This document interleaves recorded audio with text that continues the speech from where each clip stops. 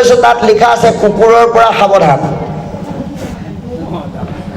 বাপ লগত গৈছে বাৰু, কুকুৰে আমাক একো নকৰে, এইটো বেলেগ কথা, কিন্তু লিখি থৈ দিছে কুকুৰৰ পৰা সাৱধান। মস্ত মস্ত 3টা বান্ধি থৈছে। তেওঁ বাৰু সুধিলোঁ, বাপ ইমান মস্ত মস্ত ইহঁতক কি খুৱায় আপুনি? বোলে ডেইলি 1.5 কিলোকৈ মাংস, 1 কিলোকৈ মাছ, 3 লিটাৰকৈ গাখীৰ অকল মই কুকুৰক খুৱাই দিওঁ। বোলো বৰ ভাল কথা, আপোনাৰ নিচিনা উদাৰ মানুহ নাই। ধুনীয়াকৈ সোমাই গৈ দেখা পালোঁ চোতাললৈকে টাইলছ দিয়া, আৰু গৈ ঘৰৰ ভিতৰলৈ সোমাই দিলে 5 তলা বিল্ডিং, লিফ্টতহে উঠিব লাগে। আৰু গৈ পেলাই যেতিয়া পালোগে, চাহ তাহ দি ধুনীয়াকৈ খুৱাই খুৱাই ল'লে। বোলো বাপ আপোনাৰ পৰিয়াল? বোলে কি ক'ব, ল'ৰা এটা, ছোৱালী এজনী আৰু আইগৰাকী আৰু মই। ল'ৰা কিমান ডাঙৰ? বোলে ল'ৰা ছোৱালী দুয়োটাই পঢ়া শুনা শেষ কৰি দুয়োটাই চাকৰি কৰি আছে। তা আপোনালোকে কি কৰে? বোলে আই চাকৰি ৰিটায়াৰ হ'বলৈ আৰু 5 বছৰ আছে। আপোনাৰ? মোৰ আৰু বেছি নাই, 3 বছৰমান আছে। তাৰমানে ঘৰখনত 4জন চাকৰিয়াল। আপুনি চাকৰি কেনেকৈ মিলাই? আপুনিতো নামে পাতেও যায় বোলে। সোমবাৰৰ পৰা শুকুৰবাৰলৈ চাকৰি কৰোঁ, শনিবাৰে দেওবাৰে ভাগৱত পাঠ কৰিবলৈ মাতিলেও যাওঁ, নাম গাবলৈ মাতিলেও যাওঁ। বোলো বৰ ভাল কথা এইটো দেই, ইমান কামৰ মাজতে যে আপুনি ঈশ্বৰ সেৱা, গুৰু সেৱা কৰিছে। তেতিয়া বাপজনে কৈছে বোলে ঈশ্বৰৰ কৃপাত চেষ্টা কৰি আছোঁ। তেতিয়া আমি সুধিলোঁ, বোলে আপোনাৰ মা দেউতা আছে নাই? বোলে আছে। কাৰ লগত থাকে বা? বোলে আমাৰ ভাই ককাই 4জন। গতিকে সেইদিনা মাটি বাৰী ভাগ কৰোঁতে মা দেউতাও ভাগ কৰি পেলাবলগীয়া হ'ল। সেই অনুপাতে দেউতা থাকে সৰুটোৰ লগত, মা থাকে মাজুটোৰ লগত, মোৰ লগত এটাও ভাগত নপৰিল। বোলো বাপ আপুনি নপৰিল নে আপুনি নেপেলালে?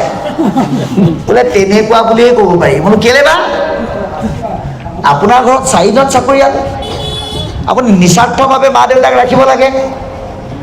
বোলে পাৰিলোহেঁতেন বুজিছা, কিন্তু অকণমান দিগদাৰ এটা হয়। বোলে কি দিগদাৰ বা? বোলে এতিয়া বুঢ়া বুঢ়ী মানুহ নহয় জানো, এই খাই বৈ য'তে ত'তে লেতেৰা কৰিব, এইবিলাক চফা কৰা মানুহৰ অভাৱ। বোলো বাপ এটা ডাঙৰ কথা ক'লে আপুনি। আপোনাৰ মা দেউতাই আচলতে এটা ভুল সিদ্ধান্ত ল'লে। বোলে কি? আপুনি গৰ্ভত থাকোঁতে মা দেউতাই আপোনাক এটা কাম কৰিব লাগিছিল। বোলে ইয়াক মই জন্ম নিদিওঁ, কাৰণ ইয়াৰ গু-মুঠ চফা কৰিবলৈ চফা কৰা মানুহৰ অভাৱ। এই বুলিতো আপোনাক জন্ম নিদিয়াকৈ থকা নাই। আপুনি কুকুৰক ডেইলি 3 লিটাৰ গাখীৰ খুৱায়, 1 কিলো মাছ, 1.5 কিলো মাংস আনে, কিন্তু আপুনি মা দেউতাক এমুঠি শুদ্ধ সঠিক অন্ন খুৱাই ৰাখিবৰ কাৰণে আপোনাৰ জীৱনৰ জেগাৰ অভাৱ। এই মানসিকতা ধিক্কাৰ দিছে। সেইকাৰণে 10ম স্কন্ধ ভাগৱতত সিদ্ধান্ত দিছে যে আমি যে পৃথিৱীলৈ আহিলোঁ, আমাৰ মা দেউতাই আপোনাক আমাক এই ধৰা ধামত জন্ম দিয়াৰ ক্ষেত্ৰত বহুখিনি কষ্ট কৰিছে। যিখিনি কষ্টৰ ঋণ বোলে 100 বছৰ খুজিলেও মানে মাৰ নাখায়। যিটো পিতৃ মাতৃ জন্মিলে মাত্ৰ,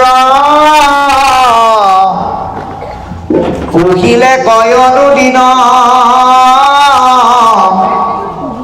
সতেক বছৰে পালতে পোষণতে, খুজিবে নপাৰে ঋণ। গতিকে 100 বছৰ পালন পোষণ কৰিলেও পিতৃ মাতৃৰ ঋণ খুজিব নোৱাৰি। তেনেস্থলত যদি পুত্ৰ হৈয়া যদি পিতৃক নোপোষে, দুজনয়াতি বান্ধি, তাহাৰ মাংস তাহাকে খুৱাই, জমৰ